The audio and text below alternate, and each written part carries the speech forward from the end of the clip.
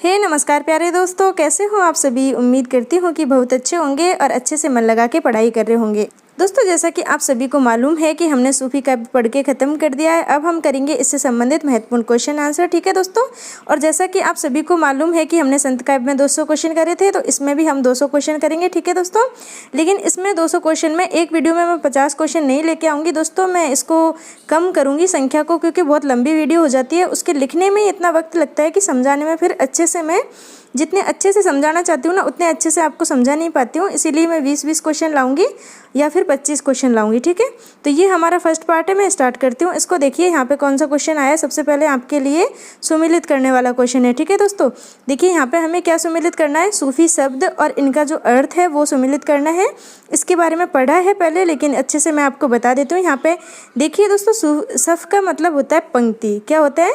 सफ का मतलब होता है पंक्ति, और सफ़ा का मतलब होता है पवित्रता, ठीक है दोस्तों। और सूफ का मतलब आप सभी को मालूम है कि ऊन होता है, और ऊन इसी को सर्वमान्य रूप से स्वीकार किया गया है कि इसी से इसका अर्थ निकलता है। हमारा जो सूफी शब्द है उसका ये ऊन वाला जो अर्थ है इसी को माना गया है, ठीक है दोस्तों। और सुफ़ा है, इसका अर्थ है चबूतरा, ठीक है दोस्तों। तो इस तरीके से इसका मिलान होगा। आप देख लीजिए कौन से कूट से आपका ये मिलान सही बैठ रहा है। ये इसका बिल्कुल सही मिलान है जो मैंने आपके सामने कर दिया है। मैं बता देती हूँ कौन सा उत्तर है इसमें।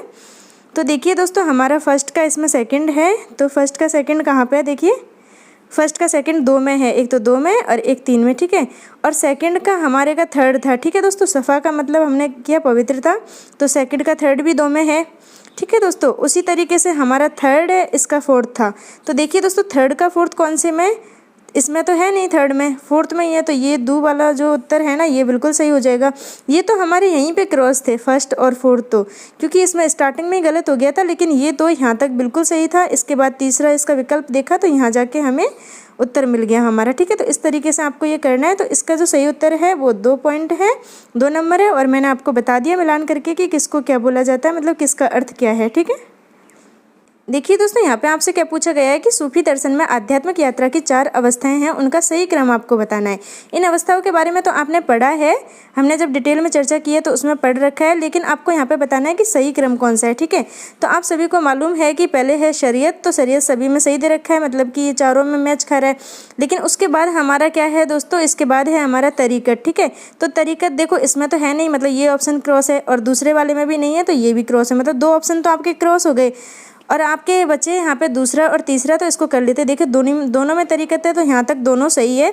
तो आपको मालूम है कि तरीकत के बाद हमारा कौन सा ऑप्शन है जो आएगा, तो हकीकत आएगा दोस्तों। आप सभी को मालूम है, तो हकीकत इसमें है, इसमें मारिफत है, तो ये भी गलत हो गया, ठीक है। तो ये 3 ऑप्शन हमने ऐसे क्रॉस कर दिए। दोस्तों, हमें जानकारी होगी ना किसी चीज़ की, हम डिटेल में पढ़ेंगे तो हम उत्तर तक पहुँच जाएंगे, और ज़्यादा प्रैक्टिस करेंगे ना तो उत्तर को डायरेक्ट टिक करेंगे देखते ही। हमें इतना मतलब क्रॉस करने की आवश्यकता नहीं पड़ेगी, लेकिन मैं आपको इसलिए बता रही हूँ ताकि आप सीखो कि हमें इस तरह से उत्तर करना है। और लास्ट की अवस्था दोस्तों इसकी मारिफत है, ठीक है। तो इसमें जो हमारा सी ऑप्शन है ये बिल्कुल सही हो जाएगा दोस्तों। ये भी सुमिलित करने वाला क्वेश्चन आपके सामने है। अवस्था है ये, यही चारों अवस्थाएं जो अभी पढ़ी है, और इनकी हाल की दशा से इसको आपको सुमिलित करना है, ठीक है दोस्तों। ये सुमिलित करना है आपको। तो देखिए ये बिल्कुल क्रम से लिखी हुई है आपकी चारों अवस्थाएं, शरीयत, तरीकत, हकीकत और मारिफत, ठीक है दोस्तों। तो शरीयत की जो हल्की दशा है वो नासूत है, ये बिल्कुल सही है दोस्तों। इनका ना ऑलरेडी मिलान था, तो इसीलिए मैंने इनका कूट नहीं लिखा है, ठीक है। और तरीकत है, इसकी है मलकूत, या फिर इसको कहीं कहीं मलकत भी बोलते हैं, ठीक है। हकीकत है, इसकी जबरूत है, और मारिफत है, इसकी लाहूत है, ठीक है दोस्तों।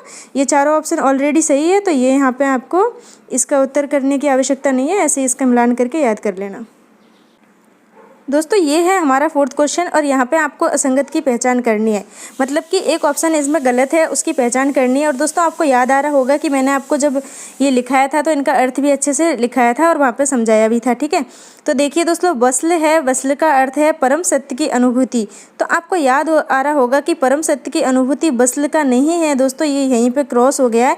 वस्ल का जो अर्थ है वो है परम सत्ता की स्थिति, ठीक है दोस्तों। परम सत्ता की स्थिति है इसका, तो ये यहाँ पे गलत हो जाएगा हमारा ऑप्शन। यहाँ पे गलत ही पूछा है, तो ये उत्तर तो हमारा हो गया। लेकिन तीनों को और देख लो। फना का अर्थ है अहम का पूर्ण विलयन, बल्द का अर्थ है भावातिरेक, और स्वारिफ का अर्थ है प्रज्ञा प्राप्ति, ठीक है। ये तीनों ऑप्शन सही है, ये यहाँ पे गलत हो गया। बस्ल का अर्थ होता है परम सत्ता की स्थिति, ठीक है दोस्तों। तो ये इस तरीके से है। ये आपका 5th क्वेश्चन है। 5th क्वेश्चन में पूछा है कि सूफी शब्द की व्युत्पत्ति मानी जाती है, मतलब कि किससे मानी जाती है। देखिए दोस्तों, इन सब का हमने अर्थ देखा है, लेकिन सूफी शब्द की जो उत्पत्ति है वो सूफ से मानी जाती है, और सूफ का मतलब क्या होता है, ऊन होता है। ठीक है, आपने पढ़ रखा है अच्छे से, तो इसका उत्तर होगा सी ऑप्शन। ठीक है दोस्तों, देखिए नेक्स्ट क्वेश्चन, भारतीय सूफियों का संबंध रहा है, मतलब कि भारतीय सूफी है, इनका संबंध किससे रहा है, तो आप बताइए किससे रहा है। सरा से रहा है, बासरा से रहा है, बेसरा से रहा है, या किसी से नहीं रहा। तो दोस्तों बेसरा है, इससे रहा है भारतीय सूफियों का संबंध। ठीक है, इसका उत्तर हो जाएगा सी ऑप्शन, बिल्कुल सही।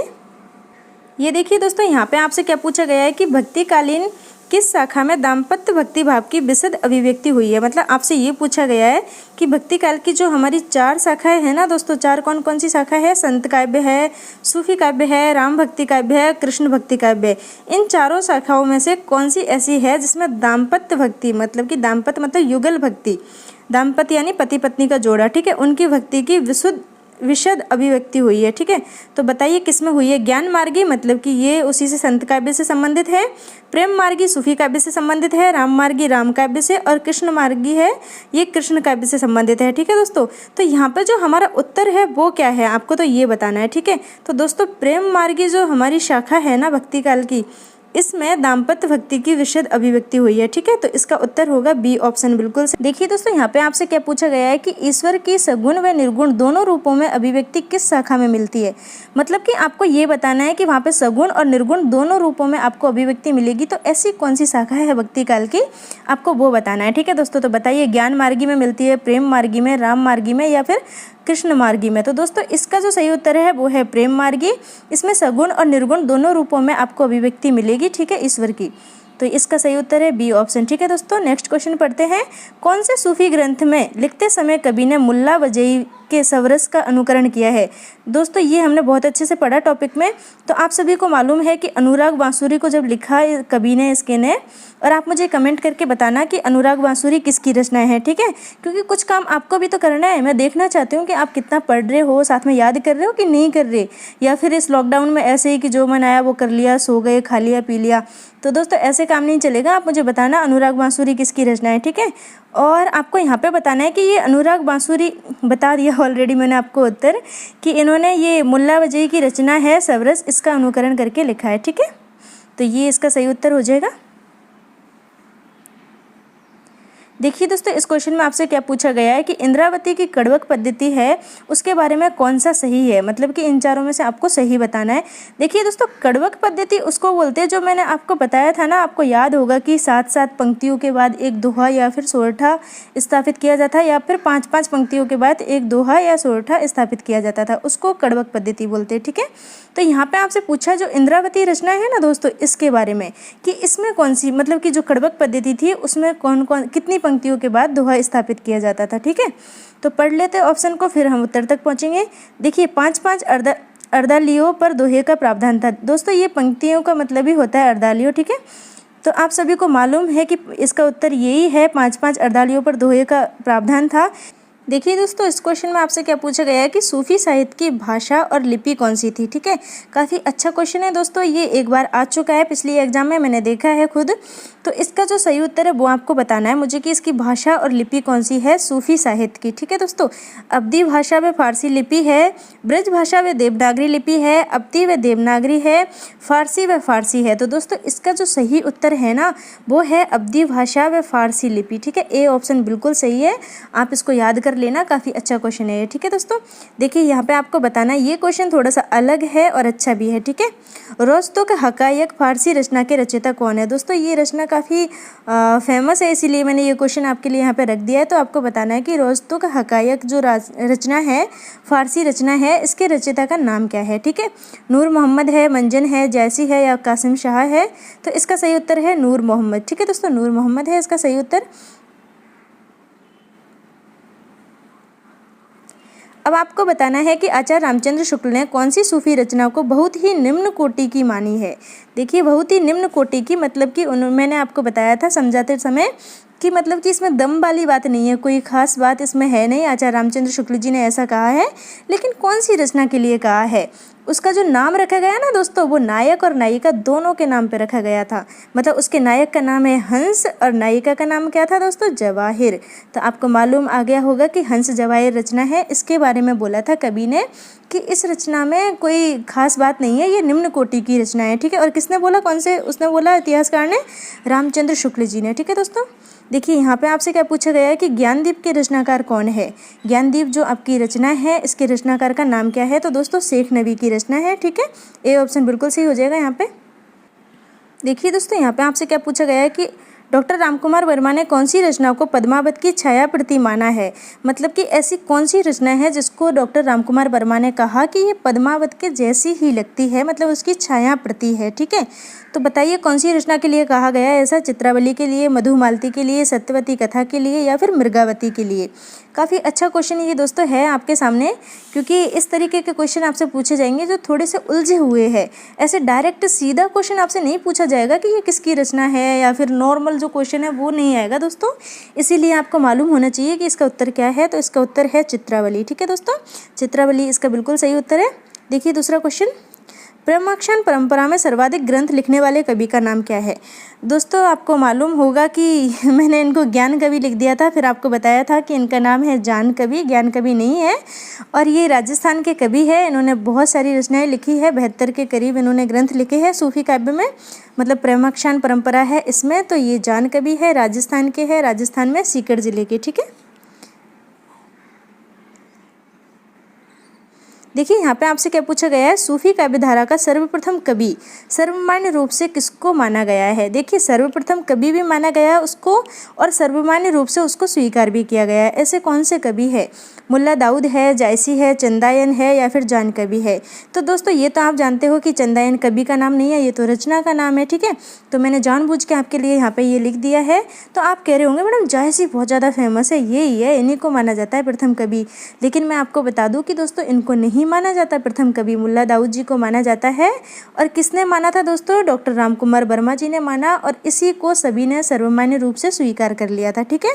और इनकी रचना का नाम है चंदायन, इसीलिए मैंने आपके लिए यहाँ पे ये रख दिया है, ठीक है। देखिए दोस्तों इस क्वेश्चन में आपसे क्या पूछा गया है कि सूफी काव्य धारा की सर्वप्रथम रचना जिसको सर्वमान्य रूप से स्वीकार किया गया था। तो अभी ऊपर जस्ट समझाया है कि कौन सी रचना है, चंदायन है ना दोस्तों, अभी बताया आपको। और इसको भी डॉक्टर रामकुमार वर्मा जी ने बताया कि ये प्रथम रचना है सूफी काव्य धारा की, और इसको सभी ने सर्वमान्य रूप से स्वीकार किया, जैसे कि इनके कवि को स्वीकार किया था, ठीक है। दोस्तों यहाँ पे आपसे पूछा गया है कि निम्नलिखित में से कौन सी सूफी साधना की अवस्था नहीं है। दोस्तों मैं नहीं लिखना भूल गई, यहाँ पे आप लिख लेना नहीं है, ठीक है। यहाँ पे आप लिख लेना नहीं है, ये पेन से लिखा नहीं जाता सही से, देखिए नहीं है, ठीक है। आप लिख लेना निम्नलिखित में से कौन सी सूफी साधना की अवस्था नहीं है, ठीक है दोस्तों। तो आप बताइए, शरीयत है, तरीकत है, हकीकत है, इल्मे सीना है, इन चारों में से कौन सी है जो इनकी अवस्था नहीं है। तो आप कह रहे होंगे कि मैडम डी ऑप्शन यहाँ पे गलत है, इल्मे सीना है, ये इसकी अवस्था नहीं है, इसकी जगह होता क्या, मारिफत।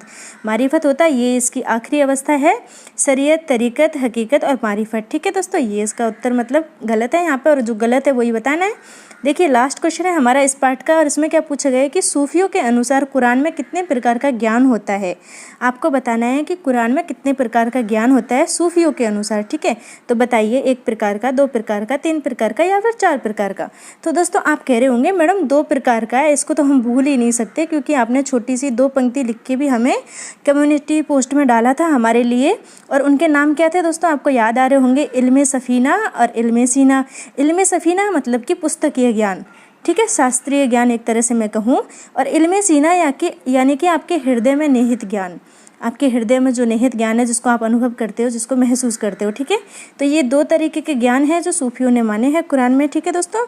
तो ये हमारा पार्ट यहाँ पे ख़त्म हो रहा है। मैं देखिए ज़्यादा क्वेश्चन आपके लिए लेके आती हूँ ना, तो उसमें अच्छे से व्याख्या नहीं कर पाती, और फिर जल्दी जल्दी सब कुछ करना पड़ता है, इसीलिए मैं कम कम क्वेश्चन लाऊंगी, 20-20 क्वेश्चन लेके आऊँगी, ठीक है दोस्तों। और आजकल बहुत ज़्यादा बिजी हूँ, आप ये मत सोचना कि मैडम वीडियो नहीं लाती है, मैं लाने का प्रयास बहुत ज़्यादा करती हूँ। लेकिन आपको सभी को पता है कि फर्स्ट पेपर की क्लास चल रही है, उसके लिए भी मुझे समय देना पड़ता है, और स्कूल के बच्चों के लिए भी वीडियो रिकॉर्ड करने पड़ते हैं, और फिर आपके लिए, और ऊपर से घर के सारे काम क्या कहूँ। खैर कोई बात नहीं, मैं आपके लिए फिर भी 2 वीडियो लाया करूँगी, ठीक है, 2 वीडियो लाने का प्रयास करूँगी। लेकिन ऐसा नहीं है कि आप लोग मुझे सहयोग करना बंद कर दोगे, आप मेरी वीडियो से प्रेम नहीं करोगे, आप देखोगे नहीं, क्योंकि ये आपके लिए बहुत ज़्यादा ज़रूरी है। ये आपके लिए आपकी सफलता में मददगार साबित होंगी, इसलिए ये आपको देखनी है, ठीक है दोस्तों। चाहे आप लाइक करो मत करो, चाहे आप सब्सक्राइब करो मत करो, लेकिन कमेंट करके जो उत्तर पूछूँ ना उसका उत्तर ज़रूर बताया करो, ठीक है। मतलब कि कोई क्वेश्चन मैं पूछती हूँ कि आप कमेंट करना है इसको, तो वो ज़रूर बता दिया करो, ठीक है दोस्तों। ओके बाय बाय, मैं मिलूँगी नेक्स्ट वीडियो में।